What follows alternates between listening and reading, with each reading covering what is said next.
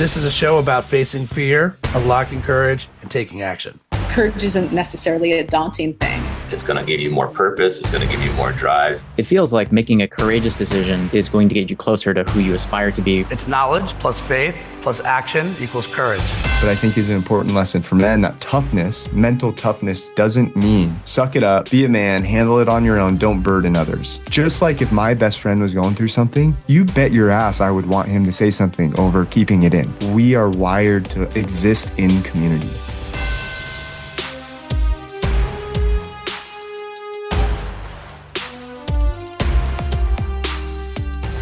I'd say every 3 years, I'll run into someone's stuff and I will be appropriately curious, inspired by those people.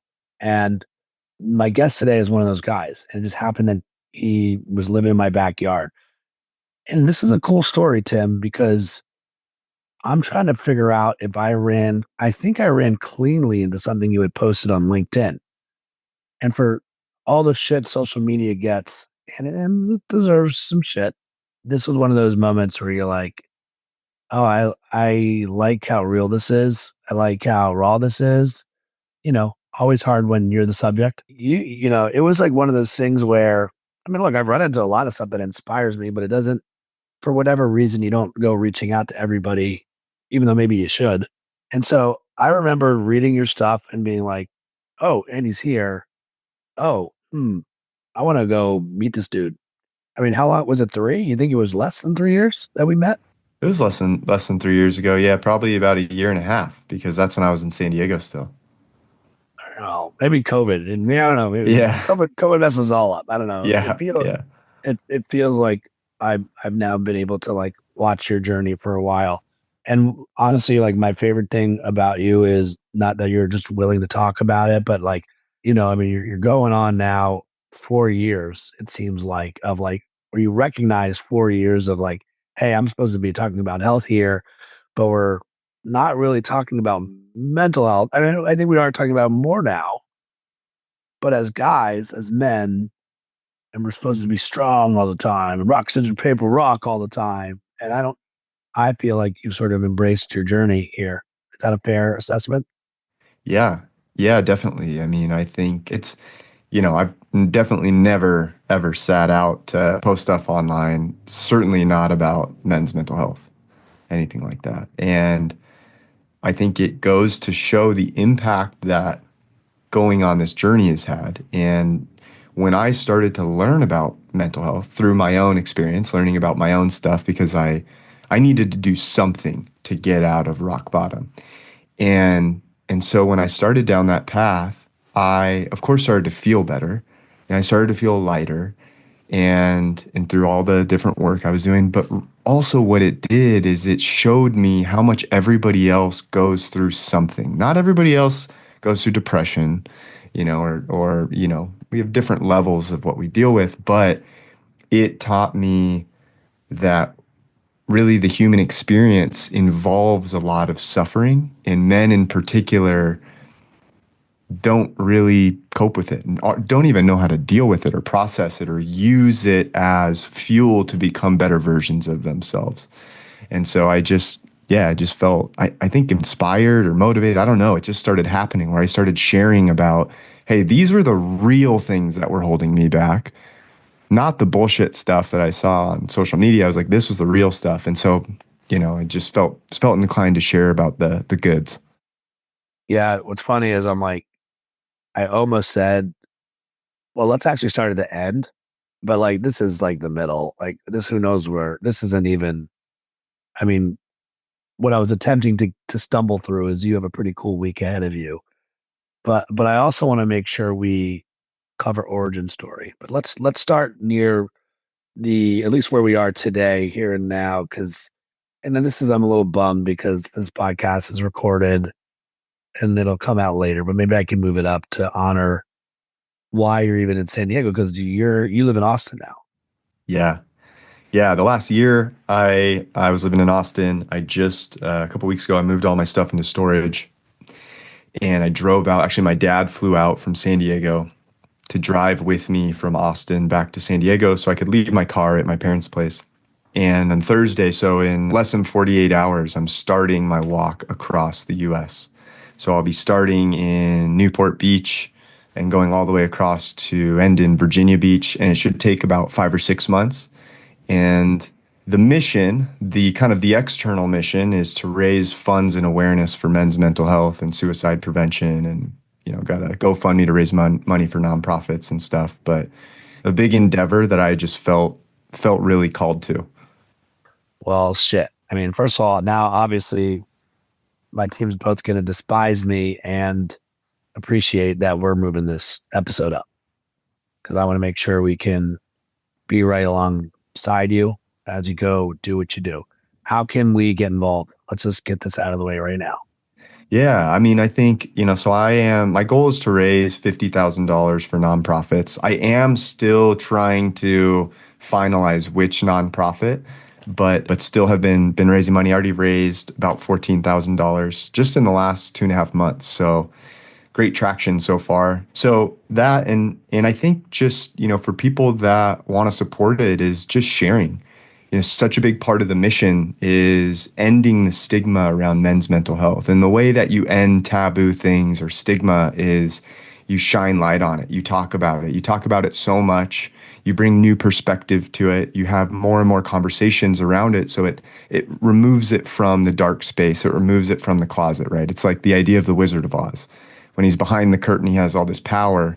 But once you get a peek behind it and you see who it really is, it kind of takes the power back. So I think one of the biggest things anybody can do, if you don't want to donate or give money or anything like that, which is totally fine, is to share. And even if it's sharing with one person who you think could help, or reposting on social media, or just following along, all of that makes a huge difference. Where are you? Where should we follow? What's the handle? Definitely on LinkedIn. That's where I post most of my stuff, but I am also going to be posting a ton on Instagram as well, probably more stories and some more videos there. And it's tim.perreira. What I'm doing right now also is I'm just making sure I pull up your LinkedIn here. So that's Tim, that's /Tim Perreira. So that's super easy. And on LinkedIn, at the top of his LinkedIn, it says walking across America in 2025 to raise awareness for men's mental health and suicide prevention. You think about how life has gone and like what you thought life would be, right? Like you even said at the beginning, like, if you would have had me write down 50 things of what I thought I would do with my life. Like, and then, by the way, I mean, I'm the same. Like, there is zero chance when someone asked me, what do you want to be when you grow up? And you gave me 100 cuts on a piece of paper. Yeah. There is zero chance. I would have run out of options before I would have put the word, I want to, help others be more courageous, right? Like be a fear fighter. There's, 12-year-old probably isn't coming up with that any day, but you would be like doctor, lawyer, athlete. I'd run the 20 types of athletes that I would be, right? Yeah. So here we are now though, and you're about to embark on this 5 to 6 month journey. And I know you well enough to know, like, you kind of don't know how it's going to go, but it's for the right reason. That like what do you think you're going to learn? When you finally go from one beach to the other beach and you're on the East Coast, a slightly unfair question, but I'm kind of asking you to be like, you got plenty of time to think to yourself as you're walking, right? So talk me through what you think you're going to take away from this. Yeah. It's funny is you're totally right. No idea. But I have these inklings, and I think a lot of it for me, I mentioned earlier the external reason for the walk is raise money and bring awareness around it. The internal reason of the walk, which is really the main driver, is self-discovery, self-mastery, self-connection. So, okay, what does that look like? And I think the things that come up are, for one, is to learn to surrender to the unknown. I think this will certainly be a practice for me in putting faith in something much bigger than me to support me along this journey, not feeling like I have to do it alone. I've been a lone wolf for a long time.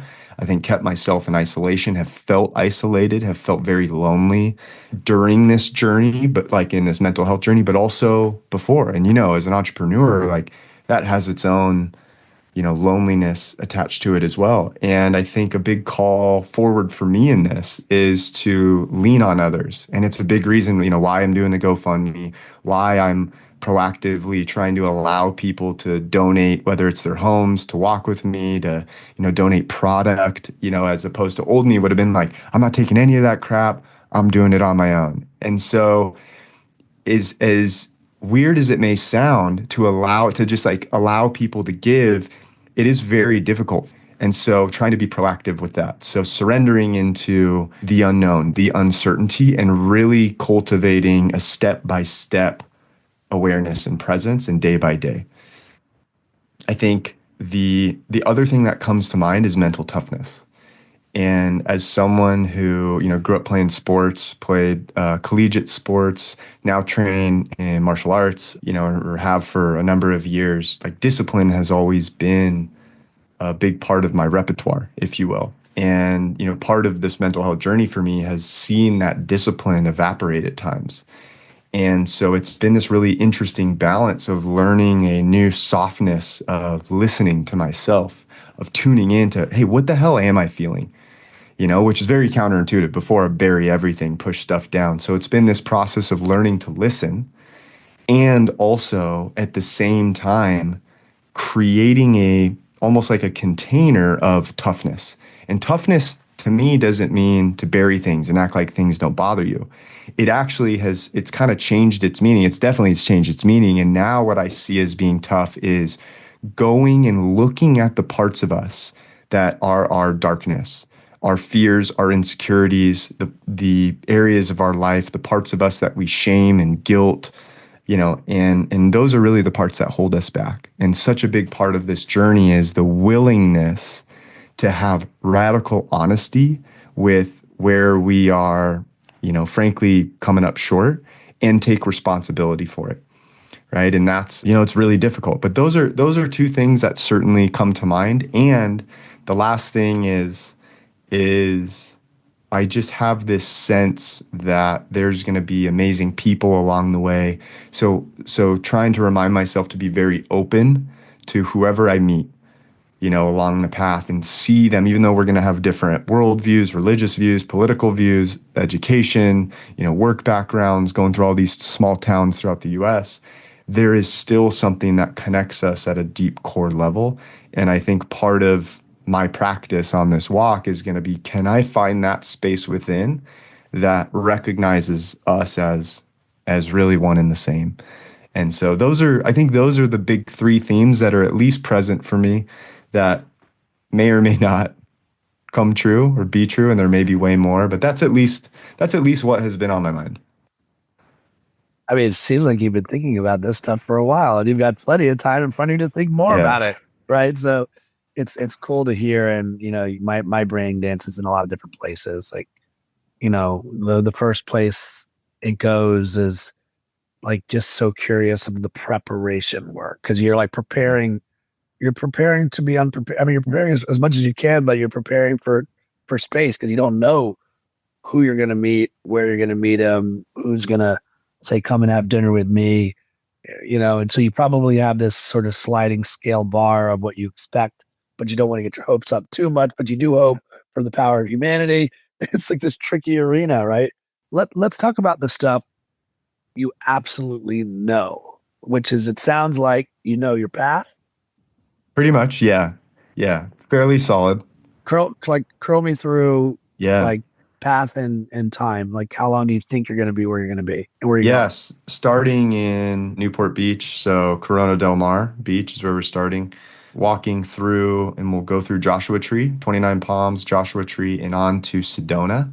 So actually choosing to go through the mountains of Arizona and New Mexico, going through Sedona, Flagstaff, and then over through Navajo Nation, through reservation into Taos, New Mexico. When you say we, who's we? Did I say we? I don't know if I said we. It's just me. Who knows? I'm open to that. If people want to support or drive a support vehicle at some point, that would be amazing. But yeah, I'll be pushing a stroller with my backpacking packs. So camping, staying in Airbnbs, hotels, whatever's available, really. And after New Mexico, going down from the mountains and then into the flat part of the country and through Kansas, southern part of Kansas into Missouri, I think going through Springfield, through the Ozarks, and then into Tennessee.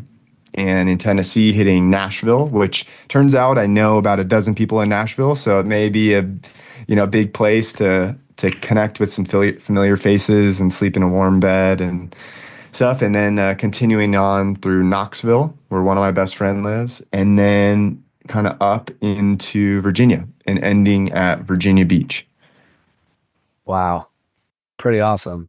I definitely have a few folks along somewhat near the trail you're going on. So I want to make Yeah, sure I get them what they need to come connect with you, even if yeah, it's like just a meal, something. yeah, it'd be great. Yeah, I got you. So give everybody a little bit of the origin story for you and like how you arrived here. And I will say, and again, I'm even thinking about your commentary about toughness. Uh, I a lot of our work now is with people and companies who have somehow figured out a way to navigate corporate politics, and that's a lot of people, unfortunately. I mean, it's a lot like they're savvy, they're strategic, whether they wanted to or not, they felt there was a mechanism that needed to be created and the elbows are sharp and they figured out a way to like work their way up across not just jobs, but careers. And now I like kind of look at it. I'm like, oh, it's like you pull the Ryan Berman string and you're like, it's really, really lonely to be a leader. And it's even more lonely when you lose your team. But you can make a case it's kind of lonely no matter where you are on the path, right? We're all kind of, to your point, taking a walk into the unknown, hoping for the best. And we're just trying to find our tribe, like in connect. So, I think about that, like that is tough and it does take toughness. And I think it's even harder to like keep it real and be honest. So share a little bit about how you happen. Like, how, you gave it a little bit at the front, but Yeah. just give us a little bit more color. Yeah, it when I think of it, it's almost like not like anything wildly crazy happened. I mean, I played collegiate sports, I played baseball in college, and like a lot of people who play college sports or even professional sports, the transition into professional world tends to be pretty difficult. Have this one passion, this thing we're driving all of our energy and attention and effort to, and that period of our life ends and we're kind of left to rediscover ourselves. And, so for a few years, I felt that that was kind of the first crossroads in a way. And I ended up finding sales, found my footing in sales, did really well, landed with, a couple great companies that, trained me well. I learned a lot from, and then got into a company where I was able to earn a lot, take on leadership roles, et cetera. And, and then things started to feel off. And I was less motivated to just show up every day and just drive to get a paycheck. That's what it felt like. I was working for these startups and it was quarter after quarter, month after month, resetting quotas. And after a while, I felt myself starting to be like, man, is this kind of it? Am I just showing up every day, committing this much of my time for a paycheck? And so I think I started to feel like things maybe a little off. But what I was trying to do to solve for what felt like a void was I had moved cities 4 times in the next 4 years at this point. This was 2016. I changed jobs 4 times in 4 years. I was trying to figure out the missing link.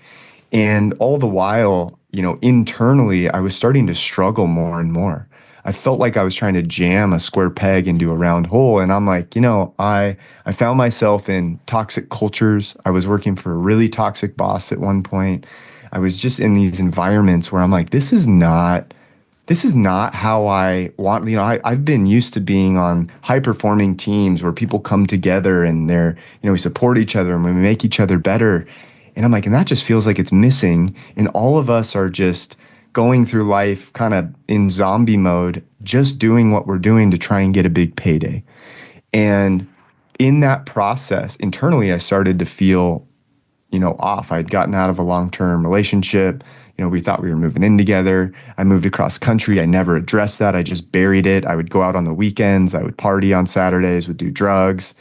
And, over the course of 4 years, it was impacting not only my mental health, but my performance at work. Because as I would learn, the two are intricately connected. I ended up becoming pretty lazy, a lazy salesperson. I was missing quota. I just wasn't performing. I was not fired up to learn and become the best I could be at my job. And ultimately, I got let go. I went from number one sales rep in the world, promoted running a sales office in New York City, to going back into an individual contributor role and ultimately getting fired. And, for me, that was a big rock bottom for me, as I just asked those questions like, man, what have I been doing with life? What do I really want? Why do I feel so misaligned with how I'm spending my time and energy? I had something I was so passionate about with baseball and even early days in sales. I'm like, where has that gone? I'm not fulfilled at all. I'm not happy. I was making good money so I could pay for stuff, but I'm like, this just ain't worth it. And what that led me to do is actually start my first business. And while starting this business, which was a clothing business at the time, I started to learn about mental health. I had realized that nutrition, exercise, sleep, sunlight, all that stuff is great, but it's really just foundational pillars to the inner game. Mental health, emotional well-being, stress management, things like getting clarity on your purpose, vision, mission, all that good stuff. And as I started to dive into learning about things like mindset and then ultimately, emotional intelligence and whatnot, I really felt massive, massive shifts. And I started sharing about it on LinkedIn. And that's when, probably a couple of years after, is when you came across a post. But through sharing about my experience in sales and kind of this empty culture of just, partying and drugs and the, office sales kickoffs that are just more like bachelor parties than anything, like fear tactics and shame tactics to try and get salespeople to sell more. So sharing about my experience and that, sharing about my experience going through depression and anxiety, turning it around, getting into entrepreneurship, not making money at the time, but following a passion and feeling like the happiest I had been in a decade.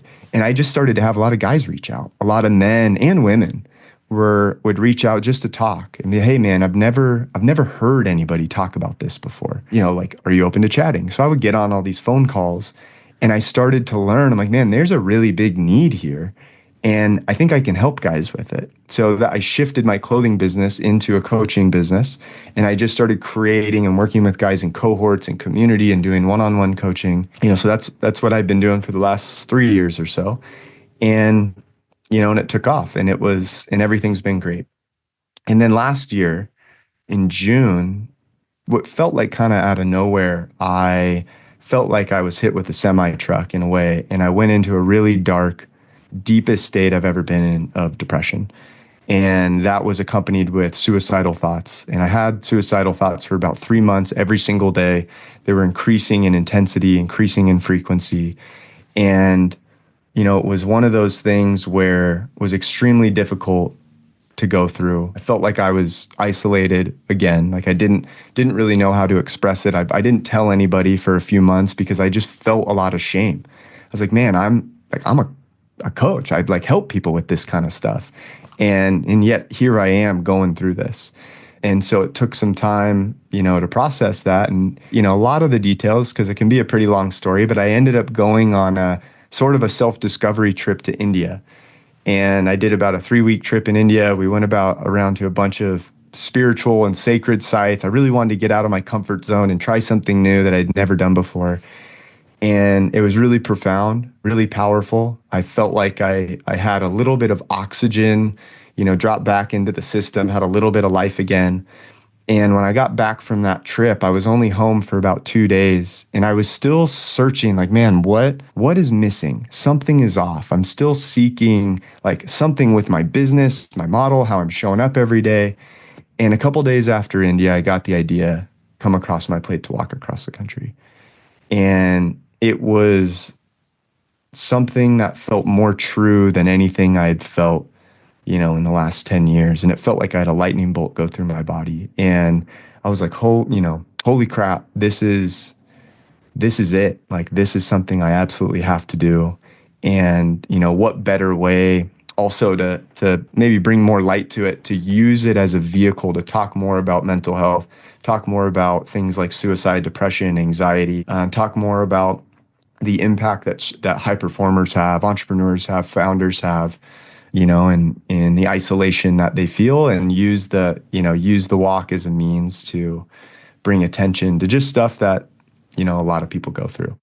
I mean, wow, there's a lot a lot in there. I mean, first of all, I had no idea, and I think like I had no idea that's where I didn't know about the India trip. I didn't know that you had, you're fighting yourself basically. And this is just my way of saying, and this is not me throwing up my hands as a victim card, but like life is so busy and so fragmented, and like I follow your shit, and I didn't know. Yeah. You know what I mean? Like I'm like Yeah. going through my own journey and my own world and Yeah. my own stuff, and juggling and traveling for work, right? And trying to be a dad and trying to find time for me. So I say all this, and then I guess I want to like layer in there is zero part of this next thing that is big leaguing in any way, shape, or form. But Yeah. never ever hesitate to like reach out and talk to Yeah. me, and I know I can do the same back to you. Maybe we need a safe word. Like, what's our Yeah. safe word going to be? What's our Yeah. if you send me the word Ozarks, because you're going to be going to the Ozarks, I will know to stop what I'm doing right then and there, and I will pick up the phone and I will call you.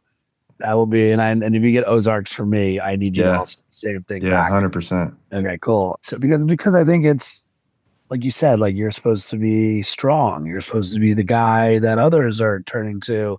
And obviously we know we're mirrors, and actually the toughest thing sometimes you could do is share the hard stuff. And 100%. it's in those moments that somebody else is like, that's exactly what I'm feeling or how I'm feeling right now. Yeah. So, but I also want to acknowledge like, the way that the fragmentation is real. And I don't just mean the mental. I'm talking about the fragmentation of social media, the content that you consume. So where do you go when there's an Ozarks moment though? Like where did you go in the past? Like you've got this community, you've got a lot of people Yeah. that are like rooting for you and following you.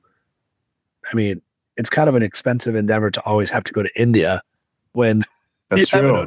That's very Ozarks true. moment, right? So like, Yeah. what is your when you feel these feelings? Where do you like? Do you write it out? Like, what's your remedy? Yeah. Ah, Yeah, there's a ton of stuff that I've developed as, I love the term practice, right? Like as part of my practice. And I like that term because it is, it's ever evolving and it's always needed. And it changes shape. One thing that you can, let's say you do something like journaling and it may be super impactful for 6 months, and then the 6 months after it may be you may not get anything out of it, and that's all okay. But I had all this stuff. That was one of the challenging things of last year is like meditation, breath work, journaling, I work with different coaches and therapists, and exercise has always been a big one for me, always going out, getting movement, eating clean. I quit drinking alcohol 2.5 years ago.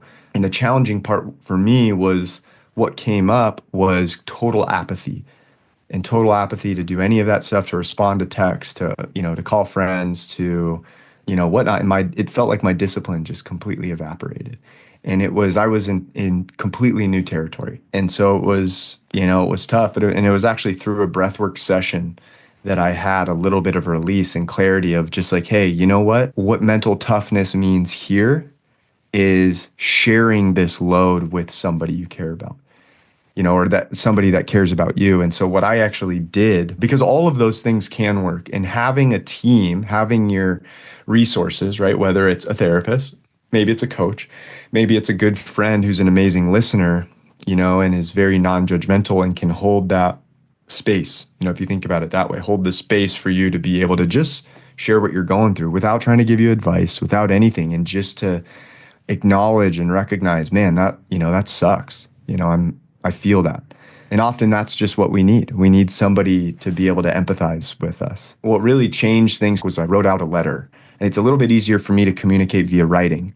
Even with content, I prefer to write over videos and stuff. But I wrote a lengthy letter about what I had been going through and how I wasn't looking for anybody to, fix it or whatnot. It was simply to just share, because I had never shared anything like that before. I could, like in terms of the suicidal thoughts specifically. And, I shared with some of the people closest to me. I shared with people who I thought would be able to receive that. I didn't share with friends who I didn't feel like could handle that type of heavy message. There's discernment in there. And, just through that sharing, released such a big weight off me, and that was really the first step forward. And I think that is it was such an important lesson, but I think is an important lesson for men, that toughness, mental toughness, doesn't mean what I used to think it meant, which is suck it up, be a man, handle it on your own, don't burden others. Okay. And that's typically the first line of defense from our ego. That's typically where we go to first. And really, for me, it was understanding, hey, not only do you not have to do it on your own, but there are people that really just want to be there for you. Just like if my best friend was going through something, you like bet your ass I would want him to say something over keeping it in. Of course I want to be there for him. And if he kept it to himself, I'm like, man, you're not letting me help you. And it's almost like I would be robbing somebody of the opportunity to be there for me. And in that process, for me, it was just such a great lesson of learning how we are wired to exist in community. We're not wired how Western culture is pushing us, and to be totally individualized, try to just like, one up our neighbor, never lean on anybody for anything. Like, we are wired to be in community and to coexist and to be interconnected and help each other in so many different ways and however we can. And so that experience was just an amazing reminder of that. Yeah, but I think, look, a lot of the guy culture that you and I grew up in, playing sports, right? Like that definition of community where, and it's a safe enough environment, right? Like this is as good as it got. It was like you'd show up with your brothers to play another team, you wouldn't beat shit out of them. Like if you beat me, you deserve to beat me. Now I would shake your hand, but like in the game itself, I'm doing everything with my team to win. But behind the scenes, growing up, what I felt was my definition of competitive brothers was like it was one upping. It was putting somebody down. It was plus oneing people. Like this was we like I was taught from people older than me that that's what you were supposed to do. That's how you showed affection in a dude sort of way. And it's funny. I'm thinking even about the amount of times I've said, and this is more through the lens of a corporate lens. I'm like, tough is very different than tough love, right? Tough, if you're tough, and I don't mean it in like the mental toughness space. You're like, that boss is just tough. Like they're like, and slightly toned down, but like tough, you're kind of a jerk. But but tough love is there's empathy. It's still direct, right? Like there's a tough love, and I think when we think of men and love, again, I might love the sport. I want to compete with you, but I'm not. We're barely, especially in your teens and into your 20s. If you don't pass go on this, you probably missed it the first time around. Here we are, all trying to figure out. Oh, wait a minute, maybe one upping everybody, right? Even though I thought that's what happened to me, and I did it to you, and it was a sign of affection, even though you would never say it that way. And then again, I'm ranting a bit, but I also think to your point, you'd want your best friend to step in for you or step up for you or call you out with tough love. And it's almost sad. I would love to see a study on best friends right now. Like I would love to see a study as the older we get, do we still have that relationship or is life and gravity pulling people away? And it's like, oh, like, you know what? My mental picture right now is my best friend from high school. Like he knows me probably the best, the most. I talk to him once a year. We text a lot, but like we haven't been in the same room together for a long time. He still knows me. I still know him. It's probably a mistake, right? Like I haven't had a chance to just sit with him and talk and catch up and be real. And I can't imagine I'm alone. And I, I mean, I'm surrounded by a lot of people I can keep it real with. What happened to us? Yeah. Yeah, it's a great point. And quick comment on the toughness and the mental toughness. I think it's a difference. The difference to me is, how I think of it is much more aligned with resiliency, right? Is what is the energy behind it? Is it coming from a place of fear and shame? So I feel like I need to be tough in order to not look weak, in order to like be a man. Is it to try and fulfill an insecurity that's really behind the scenes? Or is it toughness that is driving you towards facing the parts of you that need attention, right? I actually see toughness as being in this resiliency as being, hey, you know what? There is some shit within me that is struggling right now. And toughness doesn't mean I never struggle. It's actually the tougher thing to do is to say, I do, and I own it. And I tend to that part of me. The parts of us that I heard this the other day, it's just like the parts of us that are in pain, right? We all have these different parts, and it's like they don't want to be healed. They want to be held. All they want is to have us sit with those parts of us, the insecurities, the fears, the inadequacies, the parts of us that we feel shameful about, whether it's past behavior, currently how we're acting. A lot of people are dealing with negative self-talk. And I just see, at our core, if you look at core human needs, it's to be loved, accepted, seen, right? To feel safe. Of course, like those don't go away. And so if you can recognize, like kind of a call forward and a message to all men out there is, because I hear this a lot with the guys I work with, where they go, I probably could do a better job of reaching out to my friends, but like, I almost don't want to even be that guy who reaches out and just wants to be like, hey, dude, just checking in. What's going on? They're like, they haven't reached out to me, so they're probably not thinking about me, et cetera, et cetera. Like they probably don't want to chat. And the amount of times I'll just have guys be like, hey, why don't you do that? Why don't you call 3 friends that you haven't spoken to in a while and just see how it goes? And of course, as you could imagine, what happens in those moments where the guy on the other side of the phone is stoked, beyond happy that, they're able to connect with their buddy from a long, and they're like, you know what, man, like I've been meaning to call too. I've been meaning to reach, I've been a bad friend. And you realize people do crave connection, but we don't really know how to create it. As connected as this world is, through social media and the network or the internet and everything, we really are not only disconnected from others, but because it starts with the connection with ourselves. And at its core, people are totally and completely disconnected from themselves. Yeah, well, it's funny. I mean, I feel like maybe why we're talking, right? Like, I feel like I continue to do the work on myself. Like, I'm constantly auditing my version of the truth, and I don't know how else to say it other than that way, right? It's like, what do I believe is my truth, and do I have clarity of that truth? And I mentioned my high school buddies, but then I think about my college buddies, and I've got 2 groups. I've got the guys I actually went to college with and spent the most time with. I'll call them they're more my Vegas crew. Like for lack of a better, it doesn't mean we went to Vegas, but it was more like that, right? Yeah, I got And you. then and then I had after I graduated, I moved to New York City, and the first 500 days was like college again, but not what you'd think. It was like too fast. I was just trying not to fail out, right? Yeah. I like just knew where my classes were, Mm. but by junior year, I'm air quoting junior year of New York City college of working, the people that I had gone to actual college with who had still figured out the speed and didn't flunk out of New York City, we all ended up living together. So I've got then the Mm. second wave that I wasn't as close with actually in college, but we all found each other in New York. And I do a really, really good job, I think, of keeping in touch with them. And my soul is like solid. Very recently, to your point, I've like reconnected on text with my Vegas group. And in your head, of course, you just assume that everybody is still at the Vegas level. And like that Yeah. wasn't the case at all. Like, well, we still messed around and we were, throwing elbows at each other, but in a loving way. But like everyone has like obviously grown up.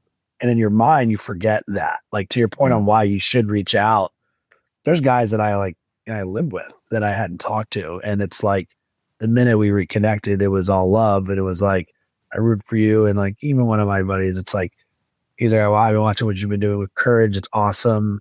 And you're like, what? Like how? Like you would never have thought that Yeah. that space would be filled, and it's like the best multiplier. So, hey, folks, if you're still listening, we're 40 some minutes in. Obviously, this is a topic that is interesting to you. There's probably somebody in your life that you haven't connected with, and maybe it's a friend from childhood or from college, my version of Vegas college. Maybe Mhm. maybe it's a sibling or family member. Yeah. Don't overthink it. Just find a way. Shit, pause this now and reach out. Maybe not if you're driving, but pause this and reach out and just send a text or a call and let somebody know that you're thinking about them. I promise you, it'll only go two ways. Both are positive. One, you will reconnect with somebody that you've been thinking about for a while, even if it's like deeply buried. Or Yeah. two, you will try, and it is transactional, and then you can also move on. And Yeah. it's like one of the two. One cool thing, Ryan, like for people, if they're like, well, what do I even say? A really cool way is to just be like, hey, man, like I saw this thing, dot, dot, dot, like whatever it is. It can be anything. It can be like, I saw this burrito and I thought of you. It can be any, Are you because it's, calling me fat, Tim? Are you calling me a fat BP? no, because you wrap me in warmth like a tortilla. But, it's like, it's not about the thing, it's about the thoughtfulness behind it. And I think if people put themselves in the shoes maybe of others, that, hey, if your long lost buddy reached out and he goes, hey, man, I was randomly popped in my head. I was thinking about you. Just checking in. Hope you're well. Like, I'm sure that would make you feel, if you saw that text come through, amazing. And, what a cool gift you can give your buddies to send something similar. It doesn't have to be anything crazier than that. They could just send a text back, hey, what's up? It may lead to a phone call, whatever. But it's about learning how to communicate a little bit, but learning how to kind of rekindle and ultimately build some relationships. So one of the things I love about this is I'm trying to take my own, vitamin or medicine, depending on how you look at it, but like staying open. So we're going to clearly move the episode up. Again, folks, if you can, probably the best place is through LinkedIn it's linkedin.com/ Tim Perreira, TimPerreira. Probably don't need to be spelling this because you can look at this episode anyway and get it. But one of the things I'm going to do, Tim, as you figure out where you're going to give the money, I don't think you know this. I don't know why you would know this. So, and one of the opportunities that I got was to start a sock company. So I own a company called sockproblems.com. And the idea is every sock's a different problem in the world. And if you wanted to sock breast cancer, we send 25% to the National Breast Cancer Foundation. If you wanted to sock extinction, we've got a deal with the Safari Park Wildlife here in San Diego. 25% goes back to them. We always had one sock called the OG. It stands for the original garment. Is that what you think? Yeah, this is our way. And it's like a fist that's socking problems. It's a green sock. So first of all, I definitely want to give you a pair for the walk. You're gonna need Yeah. one pair of clean socks. Yeah. But two, I'm committing over the next 6 months until you get to the East Coast beach that any money that we sell on that sock will go to whatever cause you to finally decide. Yeah. Okay. Amazing, So man. it might take me like a week or so to get the website up and running, but I'm committed to like your cause and I'm clearly on Team Tim. So that's again, sockproblems.com. We'll get the OG set up for you. And on the flip side, when do you think you're going to know where who you're going to give the money to? Well, I've been reaching out. I've been interviewing with people. Like, there have been some that have kind of, for lack of a better term, flaked in getting back or support. I was just on a email with the GoFundMe team. They reached out because the fundraiser has been taking off, so they're jumping in to help a bit. So I'm hoping they can make introductions. They sent me a couple nonprofits. So I would love to lock it in ASAP. Yeah, I'm not sure. I'm not worried. I know it'll all work out. And Yeah. it sounds like we've got 6 months anyway to figure this out. But Yeah. right. But that's the least we can do on our side. Super inspired by you. I'm excited to stay on the journey with you. You don't have to send the safe word to talk to me. We could talk about other shit too. Yeah. Definitely want to hear, and also you meet a lot of people along the way. So as you approach a new city, if you're like, do you know anyone in Missouri? The answer is yes. Stay in touch with us, man, and keep it rolling. And Yeah. thank you for being your normal, real self, and stretch out and go get them, man. Yeah. Thanks, Ron. I appreciate it, man. Looking forward to it. Thanks for having me on. Last question. Are you moving back to San Diego afterwards or TBD? TBD. Not sure. I'm not going to make any firm plans until post-walk. Way to stay focused. Makes sense to me. All right, Tim. Happy walking. Thanks for tuning in to this episode of the Courageous Podcast. If you enjoy the show, don't forget to rate and review us on Apple Podcasts so more people can find us. See you again next week.